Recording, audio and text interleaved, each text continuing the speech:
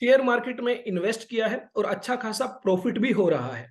लेकिन अब प्रॉब्लम ये आ रही है कि उस प्रॉफिट को अगर रियलाइज करते हैं तो ऐसे में कैपिटल गेन टैक्स पे करना होगा। अगर आप एक इन्वेस्टर हैं और इन्वेस्ट करते हैं आप लिस्टेड इक्विटी शेयर्स के अंदर थ्रू रिकॉग्नाइज्ड स्टॉक एक्सचेंजेस, तो ऐसे में जो कैपिटल गेन अराइज होता है, जो प्रॉफिट अराइज होता है, depending upon the period of holding, आपने उसको कितने समय के लिए होल्ड किया उस शेयर्स को, आपके केस में जो है कैपिटल गेन कैलकुलेट किया जाता है। अगर वो विद इन 12 मंथ्स आपने जो है प्रॉफिट जो है रियलाइज किया है तो ऐसे में वो शॉर्ट टर्म कैपिटल गेन की कैटेगरी में आता है। और अगर आपने जो है बियॉन्ड 12 मंथ्स उस प्रॉफिट को रियलाइज किया है तो वो लॉन्ग टर्म कैपिटल गेन की कैटेगरी में आता है। अब समस्या ये है कि शॉर्ट टर्म कैपिटल गेन पर 15% का टैक्स पे करना होगा अंडर सेक्शन 111A, और लॉन्ग टर्म कैपिटल गेन पर जो है 10% का टैक्स पे करना होगा under section 112A, over and above 1 lakh rupees. 1 lakh rupees तक का जो लॉन्ग टर्म कैपिटल गेन है उस पर जो है टैक्स एग्जम्पशन है, कोई टैक्स आपको पे नहीं करना है। अबव 1 लाख रुपीज जो है long term capital gain in case of listed equity shares, आपको जो है 10% का टैक्स पे करना है। अब बात आती है कि अगर कोई व्यक्ति ये 10% भी पे नहीं करना चाहता, long term capital gain rise हो रहा है लेकिन यहां पर हम वो 10% का भी टैक्स जो है वो सेव करना चाहते हैं, तो ऐसे में उसको हम कैसे बचा सकते हैं? आज की हमारी इस वीडियो में हम डिटेल में डिस्कस करेंगे, विद एग्जांपल डिस्कस करेंगे कि कैसे आप वो 10% का जो टैक्स है उसको बचा सकते हैं, सेव कर सकते हैं। कैपिटल गेन के रिगार्डिंग अगर आपको डिटेल्ड नॉलेज चाहिए तो ऐसे में हमारी एक डिटेल्ड वीडियो जो है ऑलरेडी यूट्यूब पर अपलोडेड है, आपको जो है डिस्क्रिप्शन में भी लिंक दिया गया है और साथ ही जो है ऊपर की तरफ लिंक आपको दिया गया है जहां से आप उस वीडियो को देख सकते हैं। और शेयर्स के रिगार्डिंग किस तरह से कैपिटल गेन अराइज होता है, अगर आप एक ट्रेडर हैं तो ऐसे में कैसे बिजनेस इनकम आप कैलकुलेट करते हैं, काफी सारी बातें जो है डिटेल में डिस्कस की गई है। आज की हमारी इस वीडियो में हमारा जो फोकस रहेगा वो रहेगा कि अगर लॉन्ग टर्म कैपिटल गेन है in case of listed equity shares तो आप वो 10% का टैक्स कैसे सेव कर सकते हैं। आगे बढ़ने से पहले, स्टार्ट करने से पहले, अगर आपने अभी तक हमारे यूट्यूब चैनल को सब्सक्राइब नहीं किया है जल्दी से कर लीजिए। अगर आप अपडेटेड रहना चाहते हैं बहुत सारे tax updates, GST, income tax, ESIC, EPF, corporate laws compliances से, और साथ ही टैक्स प्लानिंग्स आप करना चाहते हैं, कैसे आप अपना टैक्स जो है वो सेव कर सकते हैं, डिटेल्ड वीडियोस जो है हमारे यूट्यूब चैनल पर टाइम टू टाइम अपलोड की जा रही हैं।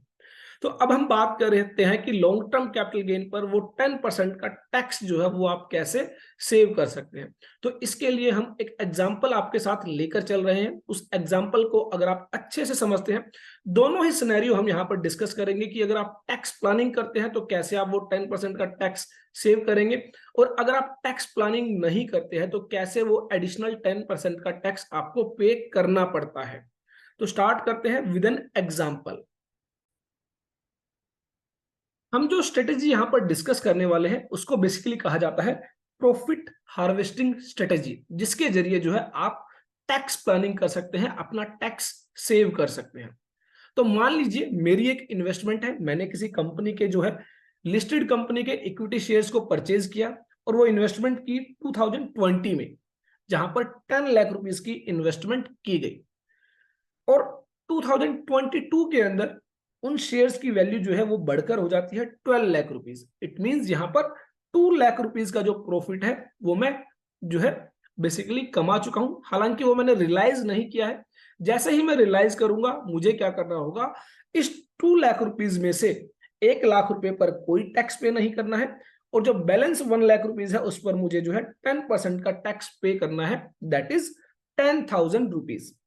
ये मेरा नॉर्मल सिनेरियो है। अगर मैं इन शेयर्स को बेच देता हूं और जो है इस प्रॉफिट को जो है रियलाइज कर लेता हूं, अगर ये शेयर्स मेरे डीमेट अकाउंट में है, मैंने इनको नहीं बेचा है, तो ये अनरियलाइज्ड प्रॉफिट है, इस पर आपको कोई टैक्स पे नहीं करना। टैक्स आप जब पे करेंगे जब आप उन शेयर्स को बेच देते हैं। तो अब मान लीजिए मेरा जो व्यू है वो लॉन्ग टर्म होल्डिंग का है। इट मींस मैं इन शेयर्स को और लंबे समय के लिए होल्ड करना चाहता हूं। मुझे लगता है कि इन शेयर्स की वैल्यू नेक्स्ट ईयर जो है 10 लाख रुपीज से इंक्रीज होकर जो है 13 लाख रुपीज हो जाएगी। इट मींस अगर मैंने इस साल में इन शेयर्स को नहीं बेचा तो नेक्स्ट ईयर क्या होगा, 13 लाख रुपीस पर जो है मेरा 3 लाख रुपए का जो है वो लॉन्ग टर्म कैपिटल गेन होगा। और इट मींस 1 लाख रुपीस पर मुझे कोई टैक्स पे नहीं करना, तो नेक्स्ट ईयर मुझे 2 लाख रुपीस पर क्या करना होगा, टैक्स पे करना होगा। और नेक्स्ट ईयर मेरा जो टैक्स होगा वो होगा 20,000 रुपीज। तो इस तरह आप देखेंगे जब आप इक्विटी शेयर्स को होल्ड करते हैं, लिस्टेड कंपनीज के जो इक्विटी शेयर्स हैं उनको आप होल्ड करते हैं, और आपका जो व्यू है वो लॉन्ग टर्म इन्वेस्टमेंट का है, आपको पता है कि लंबे पीरियड के अंदर ये कंपनी अच्छा ग्रो करेगी और इस पर मुझे जो है अच्छा प्रॉफिट रियलाइज होगा, तो ऐसे में ये जो 1 लाख रुपीस की जो एग्जम्पशन है ये आपकी फिक्स रहने वाली है, इसमें कोई बदलाव नहीं होने वाला। चाहे जो है आप कितना भी प्रॉफिट अर्न करें, मिलेगी सिर्फ 1 लाख रुपए की ही एग्जम्पशन। इट मींस अगर 5 साल बाद आपका प्रॉफिट 5 लाख रुपीस है तो आपको जो है 4 लाख रुपीस पर टैक्स पे करना होगा, दैट इज 10%, 40,000 रुपीज। अब बात आती है कि क्या इस प्रॉफिट को हम किसी तरह जो है कम कर सकते हैं। प्रॉफिट को तो कोई भी कम नहीं करना चाहेगा, हम बात कर रहे हैं टैक्स को कम करने की।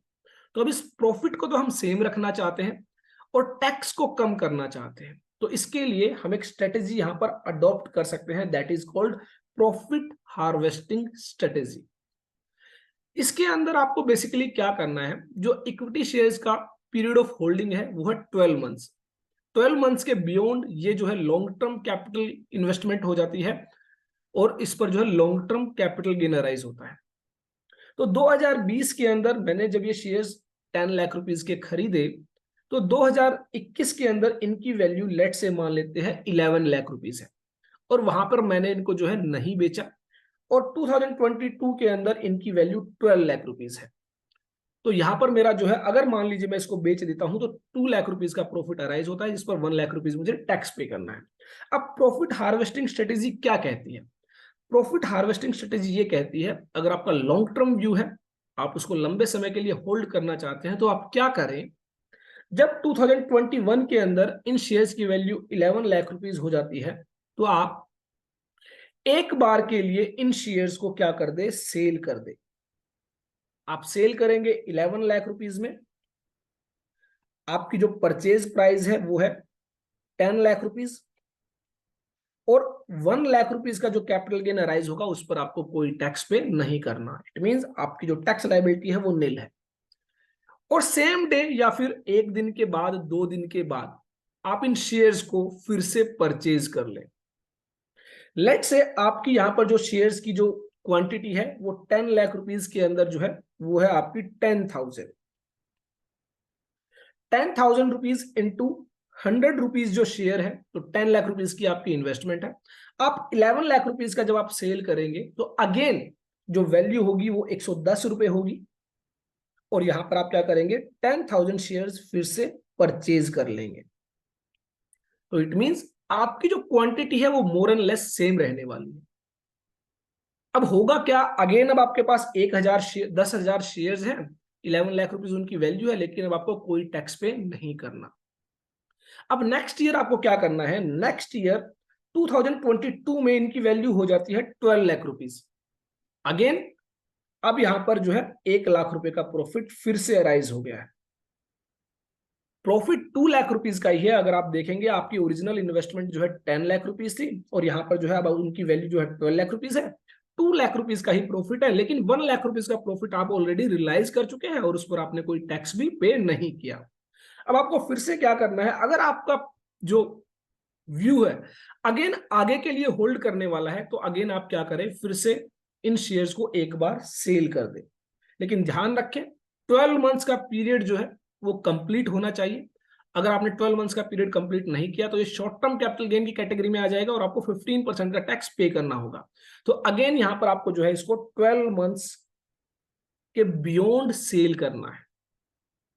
तो यहां पर जब आप सेल करेंगे तो अगेन क्या होगा, लेट से 12 लाख रुपीस की आपकी सेल प्रोसीड्स हैं, और आपकी जो परचेज प्राइस होगी वो होगी 11 लाख रुपीस। ये ध्यान रखें, यहां पर 10 लाख रुपीस आपका परचेज प्राइस नहीं होगा, 11 लाख रुपीस, और आपका प्रॉफिट अराइज होगा 1 लाख रुपीस। और अगेन मेरे को 1 लाख रुपीज की टैक्स एग्जम्पशन मिलेगी, मुझे फिर से कोई टैक्स पे नहीं करना।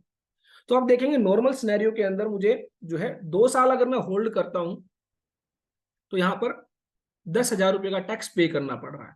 लेकिन अगर मैं यहां पर थोड़ी सी प्लानिंग करता हूं और 12 मंथ्स पीरियड को कंप्लीट करने के बाद उनको जो है एक इंटरवल के बाद सेल करता रहता हूं और फिर उनको परचेज कर लेता हूं, तो यहां पर मेरी जो है टैक्स सेविंग हो जाती है और यहां पर मुझे अब कोई भी टैक्स पे नहीं करना। और अगर आपका point of view long term holding का है तो अगेन आप इन शेयर्स को यहां पर फिर से परचेज कर सकते हैं। अब की बार जो परचेज करेंगे 120 रुपए पर शेयर इंटू 10,000 रुपीज शेयर। और अगर आपको लगता है कि अब आपको जो है इन शेयर्स को होल्ड नहीं करना है तो आप यहां पर जो है इन शेयर्स को फिर से परचेज करने की जरूरत नहीं है और विदाउट पेइंग एनी टैक्स आपने जो है 2 लाख रुपीज का जो प्रॉफिट है वो रियलाइज कर लिया है। तो ये जो है बेसिकली प्रॉफिट हार्वेस्टिंग स्ट्रेटेजी है। इसको आप हर साल चेक कर सकते हैं और अपना व्यू देख सकते हैं कि आपका व्यू जो है अगर लॉन्ग टर्म होल्डिंग का है तो आप उसको सेल करेंगे और फिर से परचेज करेंगे। सेम डे कर सकते हैं, नेक्स्ट डे कर सकते हैं। सेम डे के अंदर कुछ लोगों को लग सकता है कि ये जो है बेसिकली कहीं इंट्रा डे ट्रांजेक्शन्स तो नहीं हो जाएगी। देखिए जब आप डिलीवरी बेस्ड ट्रांजेक्शन्स करते हैं इन शेयर्स तो यहां पर फीफो मेथड फॉलो किया जाता है, first in first out. It means यह माना जाएगा जो शेयर्स आपके पास ऑलरेडी थे वो आपने पहले सेल किए हैं और उसके बाद जो आप परचेज कर रहे हैं वो जो है आपकी नेक्स्ट होल्डिंग होगी। तो ऐसे में आप सेम डे कर सकते हैं। कुछ लोगों को लगता है कि सेम डे के अंदर वो इंट्राडे ट्रांजेक्शन्स मानी जाएगी तो आप नेक्स्ट डे कर सकते हैं, 1 दिन के बाद या 2 दिन के बाद आप उन शेयर्स को परचेज कर सकते हैं क्योंकि 1 या 2 दिन के अंदर कोई ज्यादा मूवमेंट शेयर्स के अंदर नहीं होने वाली। तो अगर आपका लॉन्ग टर्म व्यू है तो आप अगेन फिर से उनको परचेज कर सकते हैं। तो ये बेसिकली प्रॉफिट हार्वेस्टिंग स्ट्रेटेजी है। यहां पर आप देखेंगे कि जो 2 लाख रुपीज का प्रॉफिट है यहां पर हमने नॉर्मल सिनेरियोज के अंदर 10,000 रुपीज का टैक्स पे किया है, जबकि अगर हमने स्ट्रेटेजी को फॉलो किया है तो हमने कोई टैक्स पे नहीं किया है। तो आई होप आप इस स्ट्रेटेजी को जो है अडॉप्ट कर सकते हैं और अगर आप एक लॉन्ग टर्म इन्वेस्टर हैं तो टाइम टू टाइम आप रिव्यू कर सकते हैं कि कुछ प्रॉफिट आप रियलाइज करके चले और उसको फिर से इन्वेस्ट कर दे उस प्रॉफिट को, सो दैट कि एक लंबे समय में आप जो है टैक्स सेविंग्स कर पाए। आई होप मेरी यह वीडियो आपके लिए यूजफुल होगी और ढेर सारी टैक्स प्लानिंग जो है आपके साथ डिस्कस की जाएगी टाइम टू टाइम। देखते रहिए, लाइक करते रहिए, शेयर करते रहिए हमारे YouTube channel all about taxes को।